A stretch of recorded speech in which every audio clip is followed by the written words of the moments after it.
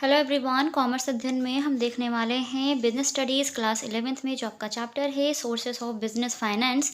हम देखेंगे कि क्या सोर्सेस होता है किसी भी बिजनेस ऑर्गेनाइजेशन को फाइनेंस को कलेक्ट करने के लिए।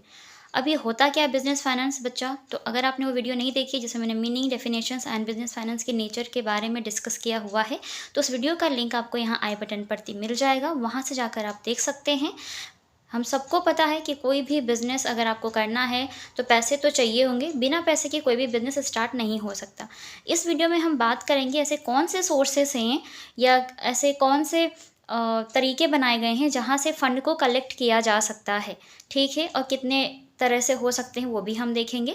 तो अगर हम बात करें सोर्सेस ऑफ बिज़नेस फाइनेंस की, तो इसको 3 कैटेगरीज़ में कैटेगराइज़ किया गया है। तो फर्स्ट है आपका on the basis of period, जैसे कि आप लॉन्ग टर्म, शॉर्ट टर्म, इस तरीके से आप इसको डिसाइड करते हैं। एंड सेकेंड है on the basis of ownership. Ownership means जो भी मालिक हैं वो कैसे खुद फंड लेकर आते हैं अपने बिजनेस ऑर्गेनाइजेशन में, क्या वो खुद देंगे या बाहर से लोन लेंगे, वो सारी चीज़ें हम देखेंगे।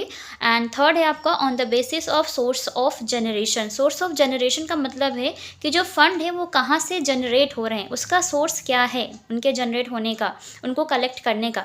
क्या इंटरनल सोर्सेस है या एक्सटर्नल सोर्सेस है, ठीक है? वो सब इसी वीडियो में हम डिटेल में समझेंगे। और जो भी यहाँ पर आपको पॉइंट्स दिखेंगे ना, उनको हम नेक्स्ट वीडियो में उनकी कैरेक्टरिस्टिक्स, लिमिटेशंस और इम्पोर्टेंस के साथ डिस्कस करेंगे। हर एक पॉइंट को डिटेल में समझेंगे ताकि हर एक जो यहाँ पर एक एक वर्ड, एक एक टर्मिनोलॉजीज यूज़ हुई हैं, उनकी क्या अपनी मीनिंग होती है, क्या इंपॉर्टेंस है, वो भी आपको अच्छे से समझ में आ जाए। इस वीडियो में इस चार्ट को समझने के लिए इन तक बने रहिएगा ताकि हर एक पॉइंट अच्छे से क्लियर हो जाए। और अगर आप ये फ्लो चार्ट अपने एग्जाम से बनाते हैं तो बहुत अच्छे मार्क्स मिलते हैं और ये एक लॉन्ग क्वेश्चन को अच्छे से कवर करता है, ठीक है? तो अगर हम सबसे पहले बात करें on the basis of period की, तो देखिए बच्चा यहाँ नीचे में बात करूँगी। आ जाते हैं सबसे पहले नीचे की, ये सबसे ज़्यादा बड़ा है, इसमें बहुत सी चीज़ें इंक्लूडेड हैं। तो अगर हम टाइम पीरियड की बात कर रहे हैं, तो अगर हम लॉन्ग टर्म की बात करें, टाइम के अकॉर्डिंग लॉन्ग टर्म का यहाँ पे मतलब है ऐसे आपकी सोर्स ऑफ बिजनेस फाइनेंस जिसका जो टाइम पीरियड होगा वो 5 साल से ज़्यादा होगा लेकिन 20 ईयर्स से कम होगा, ठीक है बच्चा? वो लॉन्ग टर्म होगा। यहाँ पर अगर देखा जाए तो 20 ईयर्स से ज़्यादा भी हो सकते हैं। मीडियम टर्म की बात करें तो ये मीडियम टर्म जो है आपका 1 साल से ज़्यादा होगा और 5 साल से कम होगा, ये ध्यान रखिएगा। शॉर्ट टर्म की बात करें तो ये 1 साल के अंदर ही इसको किया जाता है कलेक्ट और फिर इसका यूज़ हो जाता है, ठीक है ना? 1 ईयर मीन्स 12 मंथ्स। टर्म में बात करें तो सबसे पहले बात आ जाती है शेयर्स की। जब शेयर्स में आपके शेयर होल्डर्स होते हैं, पैसे लगाते हैं, तो वहाँ से भी बिजनेस को फाइनेंस कलेक्ट होता है। और शेयर्स आपको पता ही है कि 2 तरह के होते हैं, एक होता है आपका इक्विटी शेयर, दूसरे होते हैं आपके प्रेफरेंस शेयर्स। अब उनके भी अपने टाइप्स ऑफ शेयर्स होते हैं, इक्विटी शेयर्स के भी अपने टाइप्स होते हैं और प्रेफरेंस शेयर्स के भी टाइप्स होते हैं। अगर आपने वो वीडियो नहीं देखी है तो meaning of shares and types of shares की वीडियोज़ का लिंक यहाँ आई बटन पर दे दूँगी, तो यहाँ से जाकर भी आप उस वीडियो को देख सकते हैं, ठीक है? तो सबसे पहले तो शेयर्स में पैसे लगाते हैं तो कंपनी के पास पैसे जाते हैं। और ये जो सोर्स ऑफ बिजनेस फाइनेंस हैं ज़्यादातर जो यूज़ होते हैं वो कंपनीज़ में यूज़ होते हैं, क्योंकि हमें पता है जो सोल प्रोप्राइटरशिप होती है या फिर जो आपके पार्टनरशिप फॉर्म होती है उसमें तो ओनर्स ही ज़्यादातर पैसे लगाते हैं, ठीक है? लेकिन कंपनीज़ में क्या होता है कि बहुत सारे डिफरेंट सोर्सेज से अमाउंट को कलेक्ट किया जाता है, फंड्स को कलेक्ट किया जाता है। जैसे शेयर्स को इशू करके कंपनी पैसे प्राप्त कर सकती है। डिबेंचर्स आपको पता है कि ऐसे प्रॉस्पेक्टस होते हैं जो पब्लिक के बीच में इशू किए जाते हैं। डायरेक्ट पब्लिक से क्या होता है, लोन लेती है कंपनी, डायरेक्ट पब्लिक से लोन लेती है कंपनी। और ये एक रिटन डॉक्यूमेंट होता है जो इस बात का गवाह होता है कि हाँ, इस पर्सन से इस कंपनी ने इतना अमाउंट लोन लिया हुआ है, ठीक है? कुछ नंबर ऑफ डिबेंचर्स होते हैं जो पब्लिक के बीच में इशू किए जाते हैं। अगर आपने ये भी वीडियो नहीं देखी तो ये वीडियो भी आपको इसी चैनल पर देखने को मिल जाएगी, तो इसका लिंक भी आपको आई बटन पर दे दूँगी, वहाँ से जाकर देख लीजिएगा। नेक्स्ट बात करते हैं loan from financial institutions. Financial institutions का मतलब बच्चा बहुत बड़े फाइनेंशियल इंस्टीट्यूशंस होते हैं जो कि कंपनीज़ को लोन प्रोवाइड करते हैं, ठीक है? तो वहाँ से कंपनी लोन ले सकती है। देन है आपका रिटेन्ड अर्निंग। रिटेन्ड अर्निंग आप समझते हैं जब आप सब कुछ प्रॉफिट आप अर्न करते हैं, ठीक है? आप वो बनाते हैं ना क्या, फाइनल अकाउंट्स, जिसमें आप trading account, profit and loss account बनाते हैं। तो प्रॉफिट एंड लॉस अकाउंट जब आता है तब आपका नेट प्रॉफिट आता है ना? नेट प्रॉफिट में से आप टैक्स पे करते हैं तो आप बोलते हैं प्रॉफिट आफ्टर टैक्स। अब प्रॉफिट आफ्टर टैक्स होने के बाद उसमें से आप अपने कुछ जो इन्वेस्टर्स होते हैं, जो मालिक होते हैं, वो आपस में पैसे को बांट लेते हैं। अब सारे पैसे को वो नहीं बांटते हैं, उसमें से कुछ अमाउंट को वो रिटेन करते हैं, मीन्स बचा कर रख लेते हैं फ्यूचर के लिए, तो उसको हम बोलते हैं रिटेन्ड अर्निंग। ठीक है बच्चे, समझ गए। लोन फ्रॉम बैंक्स की बात करें, जो बैंकिंग इंस्टीट्यूशंस होते हैं जो लोन प्रोवाइड करते हैं कंपनीज़ को, वहाँ से लोन लेती है कंपनी और अपने फाइनेंशियल जो रिक्वायरमेंट्स होती हैं उसको फुलफ़िल करती है। मीडियम टर्म की बात करेंगे जो कि 1 से 5 साल होता है, टाइम पीरियड इसका माना जाता है। सो फर्स्ट पॉइंट है आपका पब्लिक डिपॉजिट्स। पब्लिक डिपॉजिट्स की कंपनी क्या करती है, कुछ पब्लिक की डिपॉजिट्स को अपने पास रखती है, तो वो तो पैसा तो पब्लिक का ही है ना, लेकिन ज़रूरत पड़ने पर कंपनी के काम आ रहा है, तो पब्लिक डिपॉजिट आ गया। लोन फ्रॉम बैंक्स, तो यहाँ पर देखिए, यहाँ पर भी लोन फ्रॉम बैंक दिख रहा होगा, यहाँ पर भी है, तो आप कहेंगे हम दोनों जगह क्यों है। ये लॉन्ग टर्म है, लॉन्ग टर्म मीन्स कि ज़्यादा लंबे टाइम के लिए लोन लिया कंपनी ने, और मीडियम टाइम के लिए मान लीजिए 1 से 5 साल के लिए कंपनी ने लोन लिया है बैंक से, तो ये यहाँ पर पॉइंट आ जाएगा। And loan from financial institutions, यहाँ पर भी कि वो अगर 1 से 5 साल के लिए लेती है फाइनेंशियल इंस्टीट्यूशन से लोन, तो मीडियम टर्म में आ जाएगा। ठीक है बच्चे, अब बात करते हैं यहाँ पर हम शॉर्ट टर्म की। तो शॉर्ट टर्म में आपके ट्रेड क्रेडिट्स आ जाते हैं। ट्रेड क्रेडिट्स आपने सुने होंगे ना, जैसे होते हैं ना बिल ऑफ एक्सचेंज वगैरह, ये सब भी एक तरह से काम करते हैं। कस्टमर एडवांस, आप अपने कस्टमर से पैसे कुछ एडवांस में ले लेते हैं और उनको बाद में अपनी सर्विसेज या गुड्स को प्रोवाइड करते हैं।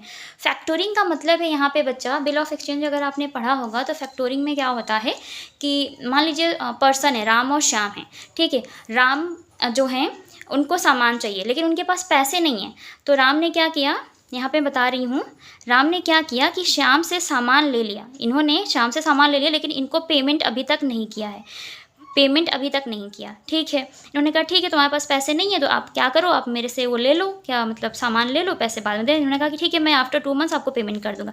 अब श्याम को ज़रूरत आन पड़ी पैसों की, तो श्याम ने क्या किया, क्योंकि इनसे तो 2 महीने बाद मिलेंगे, तो ये गए घनश्याम के पास। तो घनश्याम ने क्या कहा कि ठीक है, मैं ऐसा करता हूँ कि आप मुझे सामान बाद में देना, या आपको एडवांस पैसों की ज़रूरत है तो मैं आपको पैसे दे देता हूँ, ठीक। और इनसे पूरा वो वसूल कर लेंगे, ठीक है। और ये कहेंगे कि मान लो इनको, इनसे मान लीजिए 5,000 या 10,000 लेने थे, ठीक है, तो ये कहेंगे कि ठीक है मैं आपको अभी 9,000 ही दूंगा, लेकिन पूरा पैसे नहीं दूंगा अभी, एक तो मैं एडवांस में दे रहा हूँ, ठीक है। तो इस तरीके से वो क्या करेंगे कि लोग बैठे होते हैं एक दूसरे की हेल्प के लिए, तो वो होती है आपकी फैक्टोरिंग, कि इनसे पैसे नहीं मिला तो इन्होंने क्या किया, इनसे पैसे ले लिए, ठीक है। बैंक्स की बात करें तो हम सबको पता है जो भी कमर्शियल बैंक होते हैं वो लोन प्रोवाइड करते हैं, वो शॉर्ट टर्म भी हो, 1 साल के लिए भी पैसे दे देते हैं बैंक, ठीक है। एंड कमर्शियल पेपर्स की बात करें तो कुछ ऐसे कमर्शियल पेपर्स होते हैं जिसमें कंपनीज पैसे लगाती हैं, ठीक है बच्चे।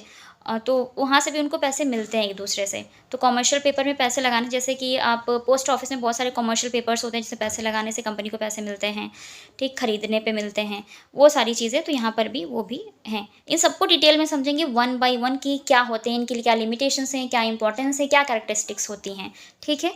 तो उसके लिए परेशान मत होइए, हर एक पॉइंट को डिटेल में थ्योरी के साथ बताऊँगी। यहाँ पे सिर्फ और सिर्फ इस फ्लो चार्ट को समझाने की कोशिश करें, आपको अच्छे से समझ में आ जाए, ताकि आप पूरा आंसर अपना लिख सकें और इन पॉइंट्स को हल्का एक्सप्लेन कर सकें।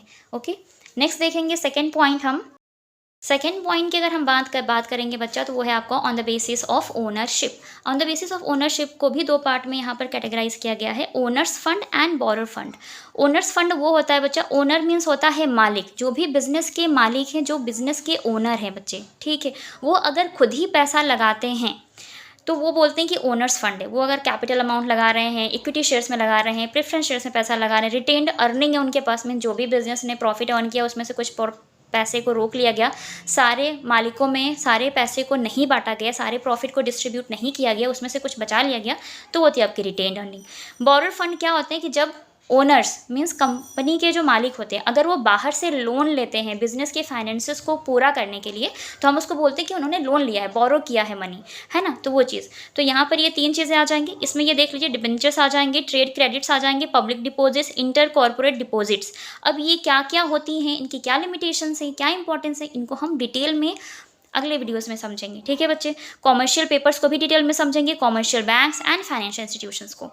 ये सिर्फ आपको बताने के लिए है कि फ्लो चार्ट आप ऐसे बना सकते हैं, इन पॉइंट्स को इंक्लूड किया जाता है बिजनेस फाइनेंसेस के जो फाइनेंस की रिक्वायरमेंट होती है उसको फुलफिल करने के लिए, ठीक है।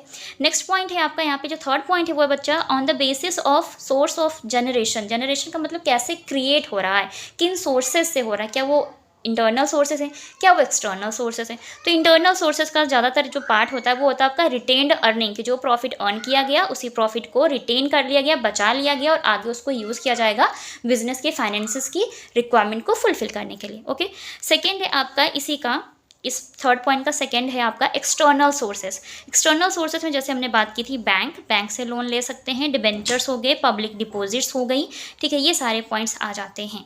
ओके बच्चे, यकीन करती हूँ इस वीडियो में आपको ये पूरा फ्लो चार्ट आपको अच्छे से क्लियर हो गया होगा। और अगर मैं आपको अच्छे से एक्सप्लेन कर पाई हूँ, वीडियो अच्छी लगी हो तो लाइक करें, फ्रेंड्स के साथ शेयर करें, चैनल पे आप हमारे नए विजिटर चैनल को सब्सक्राइब कर लें, साथ ही साथ बेल आइकन को प्रेस कर लें ताकि आने वाले वीडियोज़ की नोटिफिकेशन आपको बिल्कुल टाइम पर मिलती रहे। बिजनेस स्टडीज़ क्लास 11th की इंपॉर्टेंट वीडियोस आपने नहीं देखी है तो उन वीडियोज़ को आप देख सकते हैं। जो प्लेलिस्ट है बिजनेस स्टडीज़ क्लास 11th की उसको ज़रूर चेकआउट कर लीजिएगा, सारे वीडियोज़ मिल जाएंगे और बहुत ज़्यादा हेल्पफुल होंगे आपके लिए। ये पूरा फ्लो चार्ट है, आप इसको एक बार देख सकते हैं और अपने आंसर को इस तरीके से लिख सकते हैं और फिर 1 बाय 1 हर एक हेडिंग को एक्सप्लेन कर सकते हैं। ओके, तो आज की वीडियो में इतना ही, मिलते हैं नेक्स्ट वीडियो में, तब तक के लिए take care and thank you so much for watching this video.